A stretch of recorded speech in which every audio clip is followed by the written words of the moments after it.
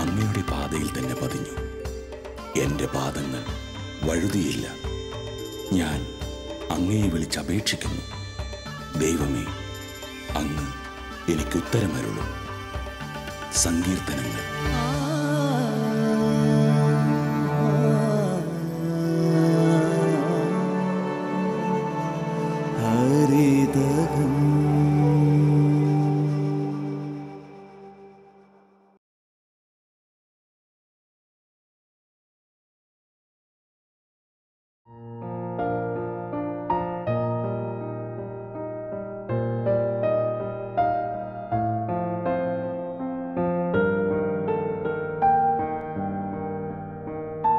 കേരളത്തിന്റെ അനുഗ്രഹീതമായ ജൈവസമ്പന്നതയിൽ ഇവിടെ കടന്നുവരുന്ന സഞ്ചാരികളെയും നമ്മെ തന്നെയും ഏറ്റവും കൂടുതൽ ആകർഷിക്കുന്നവയാണ് അതിമനോഹരങ്ങളും വ്യത്യസ്തങ്ങളുമായ പൂച്ചെടികളും ഫലവൃക്ഷങ്ങളും. നമ്മുടെ തനതായ സസ്യജാലങ്ങൾക്ക് പുറമെ ദൈവം സമൃദ്ധമായി അനുഗ്രഹിച്ചേകിയ ഈ സവിശേഷമായ കാലാവസ്ഥയ്ക്ക് അനുയോജ്യമായ മറ്റനവധി സസ്യജാലങ്ങൾ മറ്റു നാടുകളിൽ നിന്നും ഇവിടെ അവതരിപ്പിക്കപ്പെടുന്നുണ്ട്. അങ്ങനെ നമ്മുടെ നാടിൻ്റെ ജൈവവൈവിധ്യവും മനോഹാരിതയും അനുദിനം വർദ്ധിച്ചു വരുന്ന കാഴ്ചയാണ് നമുക്ക് കാണാൻ കഴിയുന്നത്. ഇതിനു പിന്നിൽ പ്രവർത്തിക്കുന്നവരിൽ കാർഷിക നഴ്സറികൾ സവിശേഷമായ സ്ഥാനമർഹിക്കുന്നു. ഇവരിലൂടെ വിദേശത്തു നിന്നും കേരളത്തിന് പുറത്തുനിന്നും മറ്റുമായി നമ്മുടെ നാട്ടിൽ എത്തിച്ചേർന്നിട്ടുള്ള ഒട്ടനവധി പുഷ്പ ഫലസസ്യങ്ങൾ ഇന്ന് ഈ നാട്ടിലുണ്ട്. ഇത്തരത്തിൽ മാതൃകാപരമായി നമുക്കിടയിൽ പ്രവർത്തിക്കുന്ന ഏറെ കാർഷിക നഴ്സറികളുണ്ട്.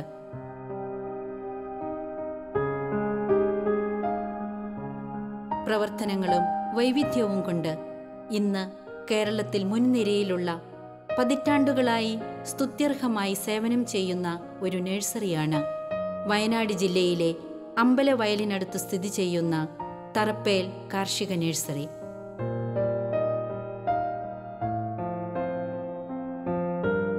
ആദ്യമായി ഈ നഴ്സറിയിലേക്ക് കടന്നുവരുന്ന ഒരാൾക്ക് ആശ്ചര്യം തോന്നുമാറ് വിശാലമായും മനോഹരമായും പലവിധ സസ്യജാലങ്ങൾ ഇവിടെ ക്രമീകരിക്കപ്പെട്ടിരിക്കുന്നു.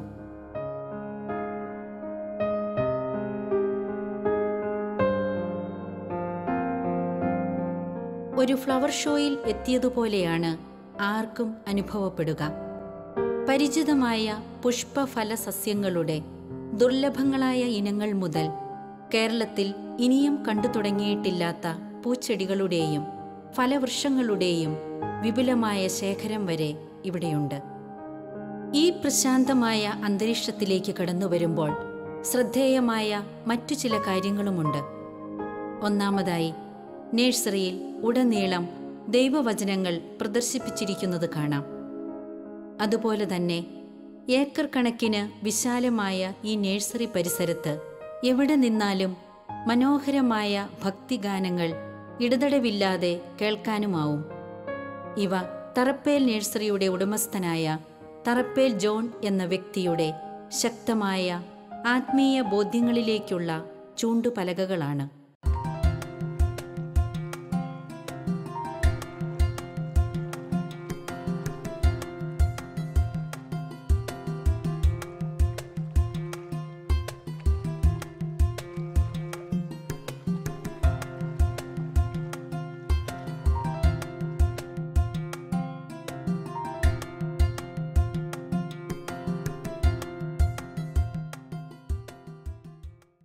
ചെറിയ നിലയിൽ തുടങ്ങി ഇന്ന് വലിയ നിലയിൽ നിൽക്കുന്ന ഒരു നഴ്സറിയാണിത്.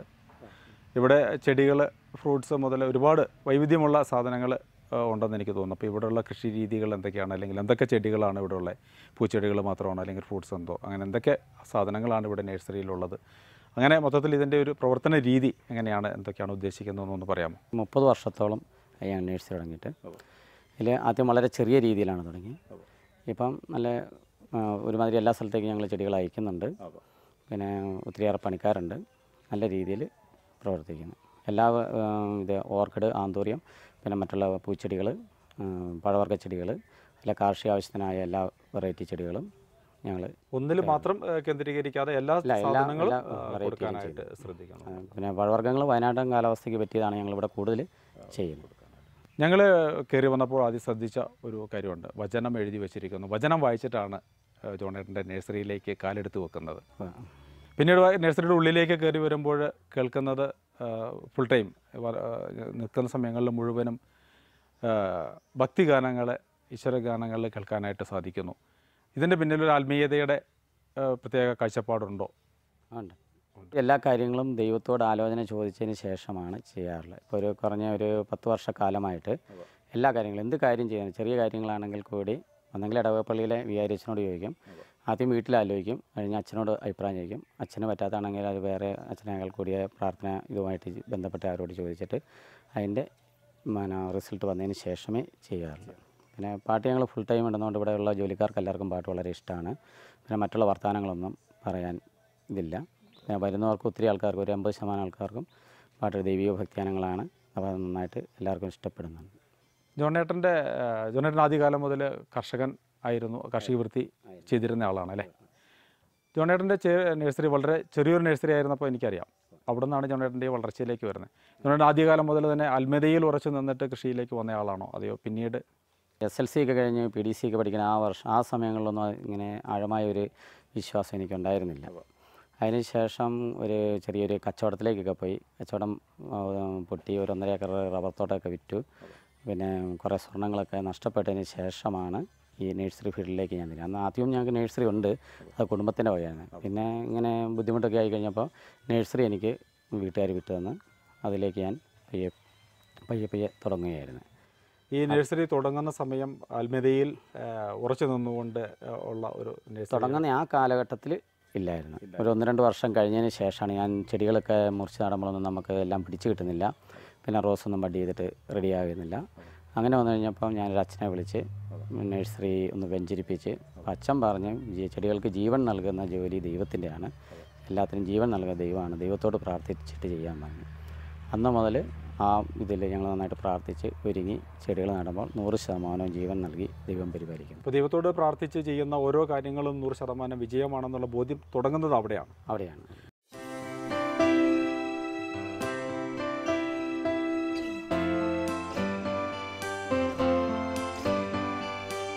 തികച്ചും ദൈവപരിപാലനയിൽ ആശ്രയിച്ചുകൊണ്ട് ദൈവം ആഗ്രഹിക്കുന്ന രീതിയിൽ മാത്രം തൻ്റെ പ്രവർത്തനങ്ങളെ എന്നും മുന്നോട്ട് നയിക്കുവാൻ അനുനിമിഷം ശ്രദ്ധിക്കുന്ന രീതിയാണ് തറപ്പേൽ ജോണിൻ്റേത്.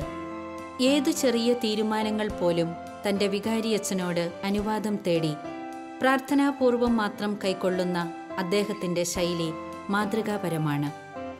തൻ്റെ വിജയത്തിൻ്റെ രഹസ്യവും അതുതന്നെയാണെന്ന് അദ്ദേഹം അവകാശപ്പെടുന്നു.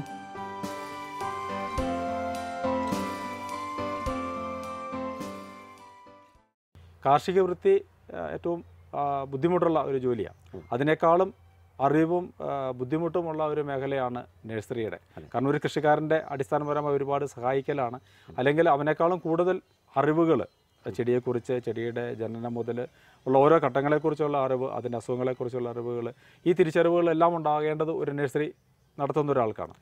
അപ്പോൾ ആ ദൈവാശ്രയത്തിൽ നിന്നുകൊണ്ടാണോ ജോണേട്ടന് ഈ നഴ്സറി നടത്തി ഇത്ര വലുതാക്കാനായിട്ട് സാധിച്ചത്, അതെയോ മാനുഷിക ബുദ്ധിയായിരുന്നു? അല്ല, ദൈവത്തിൻ്റെ പ്രത്യേക പരിപാലനമുണ്ട്. ഇതിനകത്തേക്കുള്ള ജോലിക്കാരെ തന്നെ ദൈവം തന്നില്ലെങ്കിൽ നമ്മുടെ കഴിവുകൊണ്ടൊന്നും ഒരു ജോലിക്കാരും ഇവിടെ പിടിച്ചു നിൽക്കില്ല. ഇപ്പോഴത്തെ ഏറ്റവും വലിയ പ്രശ്നം ഒരു നഴ്സറി നടത്തുക എന്ന് പറഞ്ഞാൽ, അല്ലെങ്കിൽ ഒരു പരിപാടി തുടങ്ങുന്ന ജോലിക്കാരുടെ ഇതാണ്. പക്ഷെ ഇവിടെ നമുക്ക് ദൈവത്തിൻ്റെ കൃപയാൽ ഇഷ്ടം പോലെ ജോലിക്കാർ, നമ്മുടെ ആവശ്യത്തിന് ഇഷ്ടം പോലെ ജോലിക്കാരുണ്ട്.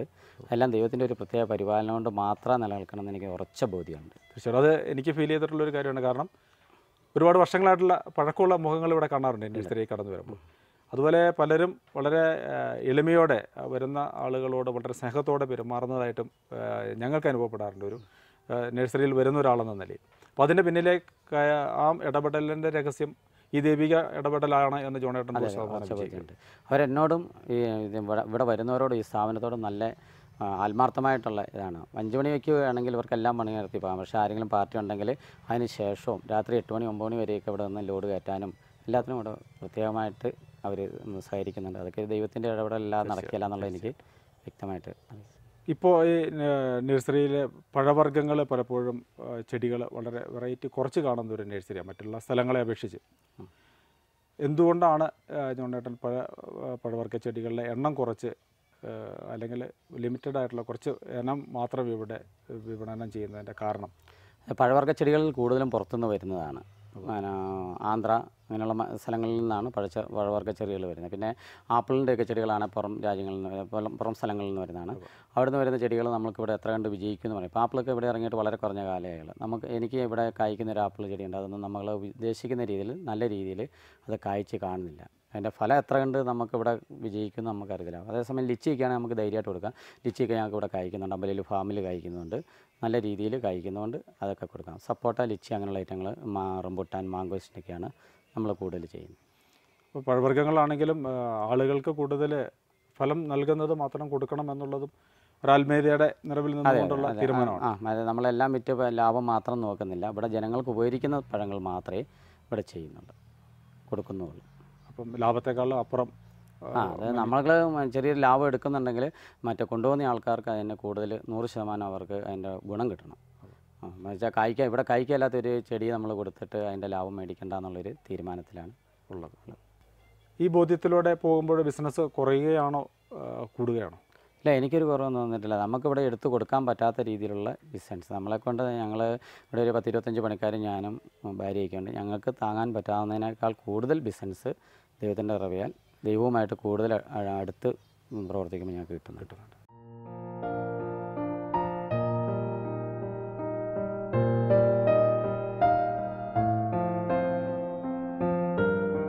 തറപ്പേൽ നഴ്സറിക്ക് ശ്രദ്ധേയമായ മറ്റൊരു സവിശേഷത കൂടിയുണ്ട്. അതീവ ദുർബലങ്ങളും രോഗകീടബാധകൾക്കുള്ള സാധ്യതകൾ ഏറിയതുമായ സസ്യങ്ങളെയാണ് പരിപാലിക്കുന്നതെങ്കിൽ പോലും കീടനാശിനികളും മറ്റ് രാസവസ്തുക്കളും ഇവിടെ തീരെയും ഉപയോഗിക്കുന്നില്ല. ഇതിനു പിന്നിലും ഇദ്ദേഹത്തിൻ്റെ വ്യക്തമായ ആത്മീയ കാഴ്ചപ്പാടുകൾ തന്നെയാണ്. മറ്റ് പല നഴ്സറികളിലേക്കും കയറി വരുമ്പോൾ ആദ്യം നമുക്ക് അനുഭവപ്പെടുന്നത് ഒന്ന് കീടനാശിനികളുടെ സ്മെല്ല്, അല്ലെങ്കിൽ രാസവളങ്ങളുടെ വലിയൊരു ശേഖരം. ഇതൊക്കെ ഒരു നഴ്സറിയിലേക്ക് കടന്നു ചെല്ലുമ്പോൾ കാണാറുണ്ട്. ഇവിടെ ഇത് രണ്ടും അനുഭവപ്പെടുന്നില്ല. അപ്പം ഒരു ചോദ്യം ഇതാണ്, ഇത്രയും വലിയൊരു നഴ്സറി നടത്തിക്കൊണ്ട് പോകാനായിട്ട് ശ്രമിക്കുമ്പോൾ കീടനാശിനിയും രാസവളവും ഇല്ലാതെ ഇതിനെ നടത്തിക്കൊണ്ട് പോകാനായിട്ട് ജോണേട്ടന് നൽകുന്ന ധൈര്യം അല്ലെങ്കിൽ അതിൻ്റെ പിന്നിലുള്ള പ്രചോദനം എന്താണ്? നേരത്തെ മുതലേ ജോണേട്ടൻ ഈ ഓർഗാനിക്കായിട്ട് ചെയ്തിരുന്ന ആളാണോ, അത് പിന്നീട് അങ്ങോട്ടെങ്കിലും ഉള്ള ഒരു ബോധ്യത്തിൻ്റെ വെളിച്ചത്തിൽ വന്നതാണോ? ആദ്യകാലങ്ങളിൽ ഒത്തിരിയേറെ കീടനാശിനികൾ വളങ്ങളൊക്കെ ഉപയോഗിക്കലുണ്ടായിരുന്നു. അപ്പോൾ എൻ്റെ ഭാര്യ പറയായിരുന്നു, നിങ്ങൾ ഇത്രയും കീടനാശിനികൾ ഉപയോഗിക്കുമ്പോൾ ഇവിടെ ഒത്തിരിയേറെ വീടുകൾ ഇതിനോട് ചുറ്റുമുണ്ട്. ചേട്ടൻ്റെ വീട് തന്നെ തൊട്ടടുത്തുണ്ട്. പിന്നെ ഈ പരിസരത്തുള്ള ഇവിടുത്തെ ജോലിക്കാർ, അപ്പം അവർക്കൊക്കെ എന്തെങ്കിലും സംഭവിച്ചു കഴിഞ്ഞാൽ അതിനൊക്കെ കർത്താവിൻ്റെ മുമ്പിൽ കണക്ക് പറയണം എന്നുള്ള എപ്പോഴും എന്നെ ഓർമ്മപ്പെടുത്തുമായിരുന്നു. അങ്ങനെ വന്നിട്ടും ഞാൻ മരുന്നുകളൊക്കെ അടിച്ചുകൊണ്ടിരുന്നത്. അതിനുശേഷം ഞാൻ ഒരു ധ്യാനത്തിന് പങ്കെടുത്ത് കഴിഞ്ഞപ്പം അവിടെ കൗൺസിലിങ്ങിന് ചെന്നപ്പം ഇതിനെക്കുറിച്ച് ചോദിച്ചു. അപ്പോൾ ഞാൻ പറഞ്ഞു ഇങ്ങനെ കീടനാശിനികളൊക്കെ ഉപയോഗിക്കുന്നുണ്ടെന്ന് പറഞ്ഞപ്പം കൗൺസിലർ പറഞ്ഞു, ഇത്രയും കീടനാശിനികളുടെ ഒന്നും ആവശ്യമില്ല, കർത്താവിൻ്റെ പരിപാലനം അവിടെയുണ്ട്. അതുകൊണ്ട് കീടനാശിനികൾ എപ്പോഴെങ്കിലും എന്തെങ്കിലും വളരെ ആവശ്യമായിട്ട് വരുന്ന സമയത്ത് മാത്രം ഉപയോഗിച്ചാൽ മതി, ബാക്കി കാര്യങ്ങളൊക്കെ കർത്താവ് ചെയ്തോളും എന്ന് പറഞ്ഞു. അങ്ങനെയാണ് കീടനാശിനികൾ ഇപ്പോൾ ഈ 2-3 വർഷക്കാലങ്ങളായിട്ട് വളരെ കുറഞ്ഞ, അതായത് ഒരു വർഷത്തിൽ 2 പ്രാവശ്യത്തിൽ കൂടുതൽ നഴ്സറിയിൽ കീടനാശിനികളൊന്നും തന്നെ ഉപയോഗിക്കുന്നില്ല.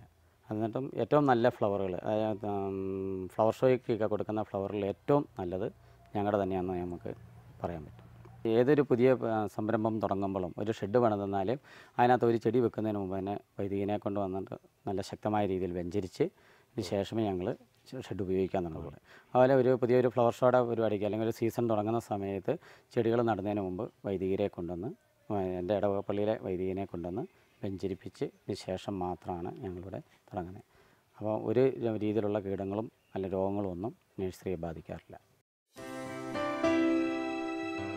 ഇദ്ദേഹത്തിൻ്റെ ഇടവകയായ ചുള്ളിയോട് സെൻറ്റ് ഫ്രാൻസിസ് അസീസിയുടെ ദേവാലയത്തിൻ്റെ വികാരി ബഹുമാനപ്പെട്ട ബാബു മൂത്തേടത്തച്ഛൻ ഇദ്ദേഹത്തിൻ്റെ എല്ലാ പ്രവർത്തനങ്ങൾക്കും പ്രാർത്ഥനാ സഹായവുമായി ഒപ്പമുണ്ട്.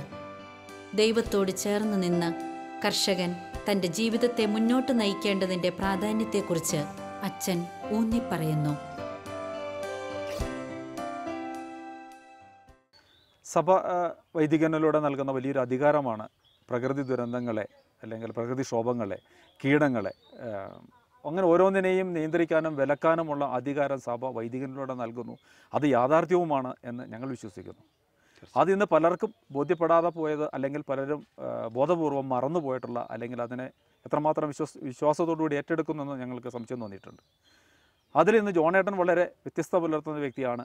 അതിനെ മുഴുവൻ 100% സഭയോട് ചേർന്ന് നിന്ന് ആ തീഷ്ണതയോടുകൂടി ഒരു വൈദികൻ്റെ കൈവെപ്പിനും വെഞ്ചിരിപ്പിനും ഒത്തിരി ശക്തിയുണ്ടെന്നുള്ള ബോധ്യത്തോടു കൂടി അച്ഛനെ ഇവിടെ കൊണ്ടുവരികയും ഇതിൻ്റെ ഓരോ ഘട്ടങ്ങളിലും വൈദികൻ്റെ അധികാരത്തോടുള്ള കടന്നുവരവും ഒരു ബ്ലെസ്സിങ്ങും ഇതിൻ്റെ ലഭിക്കുന്നുവെന്ന് ഞങ്ങൾ അറിയുന്നു. അപ്പോൾ അതിൻ്റെ അച്ഛൻ്റെ ഇടപെടലുകൾ എങ്ങനെയാണ്, ഏതൊക്കെ ഘട്ടങ്ങളിലാണ് അദ്ദേഹം അച്ഛനെ ഉപയോഗിക്കുന്നത്, ഈ ഇടവകയിലെ വേറെ ആരെങ്കിലുമൊക്കെ അച്ഛനെ ഇങ്ങനെ ഉപയോഗിക്കുന്നുണ്ടോ, അത് ഇന്ന് മറ്റുള്ളവർക്ക് എത്രമാത്രം പ്രയോജനകരമാകുന്നു എന്നും കൂടി ഒന്ന് വെളിപ്പെടുത്തി തരാം. തീർച്ചയായിട്ടും ഈ മേഖല പൗരോഹിത്യ ജീവിതത്തിൻ്റെ ഒരു ശുശ്രൂഷയുടെ മേഖല തന്നെയാണ്. പൗരോഹിത്യ അധികാരത്തിൻ്റെ ഭാഗമായിട്ടാണ് ദൈവം ഒരു പുരോഹിതനിൽ നിക്ഷേപിച്ചിരിക്കുന്ന പൗരോഹിത്യ അധികാരത്തിൻ്റെ ഒരു ശുശ്രൂഷയാണ് വാസ്തവത്തിൽ ഈ വെഞ്ചിരിപ്പുകൾ, പ്രത്യേകിച്ച് പ്രകൃതിക്ഷോഭങ്ങൾ, അതുപോലെ തന്നെ കൃഷിയിലുണ്ടാകുന്ന കീടരോഗബാധകളൊക്കെ. യേശുവിൻ്റെ നാമത്തിൽ സഭ നൽകിയിരിക്കുന്ന പൗരോഹിത്യ അധികാരം ഉപയോഗിച്ച് ശുശ്രൂഷ ചെയ്യുന്നുള്ളത്. ആ ഒരു ശുശ്രൂഷ ചെയ്യുവാനായിട്ട് എനിക്കിവിടെ ഒത്തിരിയേറെ സാഹചര്യങ്ങൾ ലഭിക്കാറുണ്ട്. അതൊരു പക്ഷേ ഒരു വൈദ്യൻ എന്ന നിലയ്ക്ക് ഞാൻ ഒരു താല്പര്യമെടുത്ത് അതിൽ ചെയ്യുന്നതിനേക്കാൾ കൂടുതലായി വ്യക്തികൾ എന്നെ സമീപിക്കുന്നതനുസരിച്ചാണ് ശുശ്രൂഷ ചെയ്യുവാനായിട്ട് എനിക്ക് കൂടുതൽ അവസരം ലഭിച്ചിരിക്കുന്നത്. അതിനൊരു നല്ല ഉദാഹരണമാണ് ജോണിൻ്റെ ഈ നഴ്സറിയിലെ പ്രവർത്തനം. പ്രത്യേകിച്ച് ഇത്രയും വിപുലമായ ഒരു പൂച്ചെടികളുടെ ഒരു വളർച്ചയും അതിൻ്റെ ശുശ്രൂഷയുമൊക്കെ നടത്തുമ്പോൾ സ്വാഭാവികമായിട്ടുണ്ടാകാവുന്ന സമയങ്ങളിലെ കീടരോഗബാധ ഉണ്ടായാൽ അപ്പോൾ തന്നെ ഒരു ദിവസത്തെ കുർബാന കഴിയുമ്പോൾ ജോൺ ഇങ്ങനെ പറയും എന്നോട്, അച്ഛാ ഒന്ന് നഴ്സറിയിൽ വരെ വരണം, ചില ഭാഗങ്ങളിൽ ഒരു ചെറിയ കേടുപോലെ കാണുന്നുണ്ട്, അല്ലെങ്കിൽ പൂപ്പൽ ബാധിച്ചായിട്ട് കാണുന്നുണ്ട്, അച്ഛന് സമയമുണ്ടാകും ഒന്ന് വരാൻ. അത് കഴിയുന്നിടത്തോളം നേരത്തെ തന്നെ വൈകുന്നേരത്തെ അതിനുവേണ്ടി പ്രത്യേകം പ്രാർത്ഥിച്ചൊരുങ്ങി നഴ്സറിയിൽ നിന്ന് എല്ലാവരും പോയി കഴിഞ്ഞ് നഴ്സറിയിലൊക്കെ ഒന്ന് വൃത്തിയായി കഴിഞ്ഞ് വൈകുന്നേരം ജോണിനെയും കുടുംബത്തെയും കൂട്ടി ചേർത്താണ് ആ ശുശ്രൂഷിക്കുക. ജോണിൻ്റെ കുടുംബം മക്കളടക്കം അത് ആ ശുശ്രൂഷയിൽ പങ്കുചേരാറുണ്ട്. ഞങ്ങൾ നഴ്സറിയുടെ ഓഫീസിൽ നിന്നും ആ പ്രാർത്ഥന ശുശ്രൂഷ ആരംഭിച്ച് വിശ്വാസ പ്രമാണം എന്ന പ്രാർത്ഥന ഈ ഭാഗങ്ങൾ മുഴുവൻ വെഞ്ചരിച്ച് കഴിയുന്നിട വരെ തുടർച്ചയായി തിരി കത്തിച്ചു പിടിച്ച് ജോണും കുടുംബവും എൻ്റെ പിന്നാലെ നടന്ന് ചൊല്ലിക്കൊണ്ടാണ് ഞങ്ങൾ ആ ശുശ്രൂഷ ചെയ്യുക. ആ ശുശ്രൂഷ ആവശ്യം വരുന്ന സമയങ്ങളിലെല്ലാം ജോണ് ആ ശുശ്രൂഷ ആവശ്യപ്പെടാറുണ്ട്. അത് ദൈവനാമത്തിൽ നന്നായിട്ട് ചെയ്യുവാനായിട്ട് സാധിക്കാറുമുണ്ട്. ഇത് ജോണിൻ്റെ മാത്രം അനുഭവമല്ല, ഒരു പക്ഷേ ജോൺ ഇങ്ങനെ ചെയ്യിക്കുന്നുണ്ടെന്ന് കേട്ടതുകൊണ്ടാണ് ഇടവകയിലെ പല കുടുംബങ്ങളിലും അവരുടെ കൃഷിയിടങ്ങൾ വെഞ്ചരിക്കുവാനും അവരുടെ തൊഴുത്ത് വെഞ്ചരിക്കുവാനും അവരുടെ ഭവനങ്ങൾ പ്രത്യേകമായി വെഞ്ചരിക്കാനും ഒക്കെയുള്ള പല സമയത്തും എന്നെ സമീപിക്കാറുണ്ട്. അവിടെയെല്ലാം വെഞ്ചരിച്ച് പ്രാർത്ഥിക്കുമ്പോൾ തിന്മയുടെ ശക്തികളൊക്കെ വളരെ പെട്ടെന്ന് അപ്രത്യക്ഷമാകുകയും പ്രത്യേകിച്ച് കൃഷിയിടങ്ങളിലെ രോഗബാധകൾ, കീടശല്യങ്ങളെല്ലാം മാറി നിൽക്കുന്നതായിട്ട് വളരെ പ്രത്യക്ഷമായി തന്നെ നമുക്കത് കാണുവാനായിട്ട് സാധിക്കുന്നത്. തീർച്ചയായിട്ടും അതൊരു യേശുവിൽ നിന്ന് ലഭിച്ച പൗരോഹിത്യത്തിൻ്റെ ഒരു അധികാരം, യേശുവിൻ്റെ നാമം വിളിച്ച് അധികാരത്തിലൂടെ ചെയ്താൽ തീർച്ചയായും അവിടെ അത്ഭുതങ്ങൾ നടക്കുമെന്നുള്ളതിൻ്റെ ഏറ്റവും വ്യക്തമായ ഒരു ഉദാഹരണമാണ് തറപ്പേൽ ജോണിൻ്റെ നഴ്സറി. അത് അദ്ദേഹം ആ വിശ്വാസത്തോടുകൂടി അതിനെ സ്വീകരിക്കുന്നുണ്ട്. അദ്ദേഹം മാത്രമല്ല, അദ്ദേഹത്തിൻ്റെ കുടുംബാംഗങ്ങളും ഒരുമിച്ച് ചേർന്ന് ഈ ശുശ്രൂഷയിൽ പങ്കുചേർന്ന് ആ ശുശ്രൂഷയുടെ ഫലങ്ങൾ വളരെ നന്നായി അനുഭവിച്ചുകൊണ്ടിരിക്കുകയും ചെയ്യുന്നു. ഞാൻ വിചാരിക്കും നമ്മുടെ കൃഷി മേഖലകളിലൊക്കെ ദൈവത്തിൻ്റെ ഒരു വലിയ സംരക്ഷണം നമുക്ക് എപ്പോഴും ലഭിക്കുന്നുണ്ട്. പക്ഷേ ഇന്ന് കൃഷി മേഖലയുടെ പരിരക്ഷണം പലപ്പോഴും ഒരു ബിസിനസ് രംഗങ്ങൾ മാത്രം മനസ്സിൽ വിചാരിച്ചുകൊണ്ട് ചെയ്യുന്നത് കൊണ്ടാണോ ഈ ദൈവത്തിൻ്റെ നിരന്തരമായൊരു പരിപാലന ആ കൃഷി സ്ഥലങ്ങളിൽ തിരിച്ചറിയാൻ സാധിക്കാതെ പോകുന്നു എന്നാണ് എൻ്റെ പൗരോഹിത്യ ജീവിതത്തിൽ എനിക്ക് മനസ്സിലായിട്ടുള്ള കാര്യം.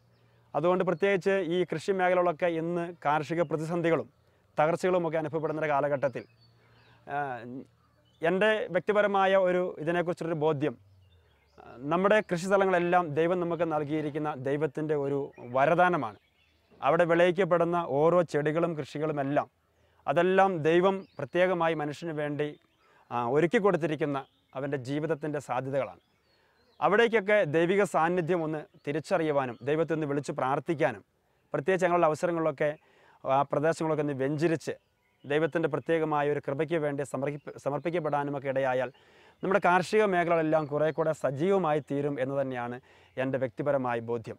ആ ഒരു ബോധ്യങ്ങളിലേക്ക് പലരെ നയിക്കുവാൻ ഒരുപക്ഷെ ജോണിനെ പോലുള്ള ആളുകളുടെ ആ ജീവിതാനുഭവങ്ങളുടെ മറ്റു പല വ്യക്തികളെയും ആ മേഖലയിലേക്ക് കൊണ്ടുവരുവാൻ സാധിക്കാറുണ്ട്. എൻ്റെ ഒരു താല്പര്യം ഈ ആളുകളെല്ലാം ഈ ഒരു സത്യത്തെ തിരിച്ചറിഞ്ഞുകൊണ്ട് നമ്മുടെ കൃഷിയിടങ്ങളെല്ലാം ദൈവത്തിൻ്റെ പ്രത്യേകമായ സംരക്ഷണ സ്ഥലങ്ങളാണെന്നുള്ള ആ ചിന്തയോടുകൂടി ദൈവത്തോട് ചേർന്ന് നിന്നുകൊണ്ട് ആ കൃഷികളെല്ലാം നന്നായി ചെയ്യുവാനായിട്ടുള്ളൊരു പ്രചോദനം എല്ലാവർക്കും ഉണ്ടാകണം എന്ന് തന്നെയാണ് എൻ്റെ വ്യക്തിപരമായിട്ടുള്ള ഒരു താല്പര്യവും ആഗ്രഹവും.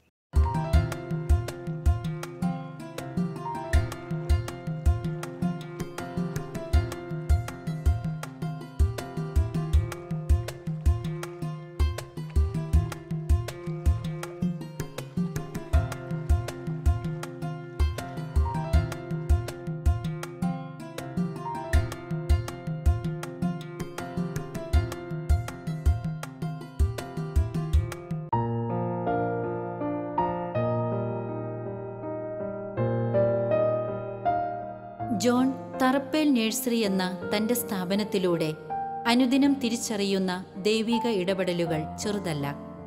ദൈവത്തോട് സവിശേഷമാം വിധം ചേർന്ന് നിന്ന് നിർവഹിക്കേണ്ട തൻ്റെ ദൗത്യത്തിൽ കർഷകനുണ്ടാകേണ്ട തിരിച്ചറിവുകളെക്കുറിച്ച് ഇദ്ദേഹം നമ്മെ ഓർമ്മിപ്പിക്കുന്നു. കർഷകന്റെ ജയപരാജയങ്ങളെയും നിലനിൽപ്പിനെയും ശക്തമായി സ്വാധീനിക്കത്തക്കതായ സ്ഥാനം അയാളുടെ ആത്മീയ കാഴ്ചപ്പാടുകൾ കൊണ്ടെന്ന ബോധ്യവുമാണ് ഇദ്ദേഹത്തിൻ്റെ അനുഭവങ്ങൾ നമുക്ക് പകർന്നു നൽകുന്നത്. ആദ്യകാലങ്ങളിൽ ഞാൻ ഇവിടെ നഴ്സറി തുടങ്ങുന്ന സമയത്ത് നമുക്കിവിടെ ചെടികളൊക്കെ മുറിച്ച് കുത്തുമ്പം വേര് പിടിക്കാത്തൊരവസ്ഥയുണ്ടായിരുന്നു. ആ സമയത്ത് ഞാൻ മാനന്തവാടി പോയിട്ട് ഒരു വിജയനച്ഛൻ എന്ന് പറഞ്ഞൊരു അച്ഛനെ കൂട്ടിക്കൊണ്ട് വന്ന് വെഞ്ചരിച്ച് കഴിഞ്ഞപ്പോൾ അച്ഛനാണ് പറഞ്ഞു തന്നത്, ചെടികൾക്ക് ജീവൻ നൽകുന്ന ദൈവമാണ്, ദൈവത്തോട് പ്രാർത്ഥിച്ചിട്ട് നട്ട് കഴിഞ്ഞാൽ എല്ലാം ശരിയായിക്കൊള്ളുന്നു. അന്ന് മുതൽ ഞങ്ങൾ പ്രാർത്ഥിച്ച് ചെടികൾ നട്ട് അന്ന് വേര് പിടിക്കാതിരുന്ന ചെടികൾക്ക് ഇന്നിപ്പോൾ ഞങ്ങൾക്ക് 100% വേര് പിടിച്ച് കിട്ടുന്നുണ്ട്. അത് ഒരു ചെടികൾ പോലും കംപ്ലൈൻറ്റ് വരാതെ വേര് പിടിച്ച് കിട്ടുന്നുണ്ട്. ആ ചെടികൾക്ക് നമ്മൾ ബാംഗ്ലൂർക്കും മണ്ണുത്തിക്കും എല്ലാ സ്ഥലങ്ങളിലേക്കും നമുക്ക് ആയിരക്കണക്കിന് ചെടികൾ ഒന്നിച്ച് കയറ്റിവിടാൻ സാധിക്കും. ഈ വേര് പിടിക്കാൻ വിഷമം വന്ന ചെടികൾ സാധാരണഗതിയിൽ വേര് പിടിക്കാൻ ബുദ്ധിമുട്ടുള്ള ചെടികളായിരുന്നു, അതെയോ വളരെ വേഗം വേര് പിടിക്കുന്ന ഇനം ചെടികൾ വേര് പിടിക്കാതെ വന്നതാണോ? വളരെ പെട്ടെന്ന് പിടിക്കുന്നത്, അതായത് 2-3 ദിവസം കൊണ്ടൊക്കെ വേര് പിടിക്കേണ്ട ചെടികളായിരുന്നു ഞങ്ങൾ ആദ്യകാലങ്ങളിൽ ചെയ്തുകൊണ്ടിരുന്നത്. ആ ചെടിക്ക് പോലും നമുക്കിവിടെ വേര് വരുന്നില്ലായിരുന്നു.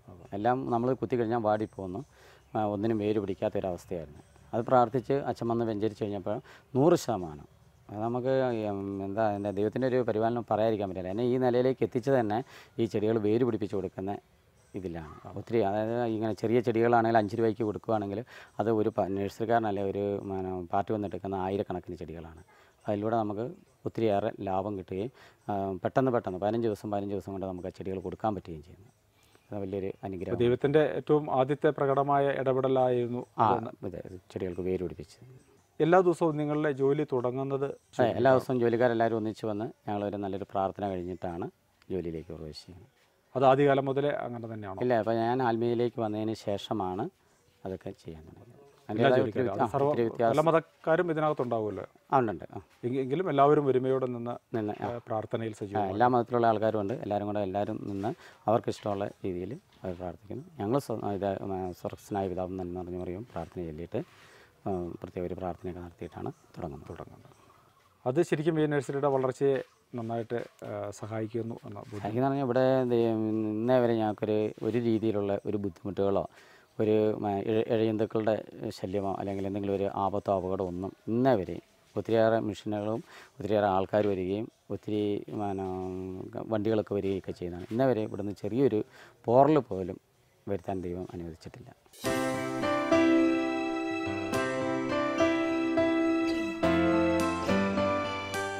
നൈരാശ്യത്തിൻ്റെയും തകർച്ചയുടെയും പാതയിലൂടെ നീങ്ങുന്ന കേരളത്തിലെ കർഷക സമൂഹത്തിനു മുന്നിൽ തറപ്പേൽ ജോണിൻ്റെ ബോധ്യങ്ങൾ ഏറെ പ്രാധാന്യമർഹിക്കുന്നു.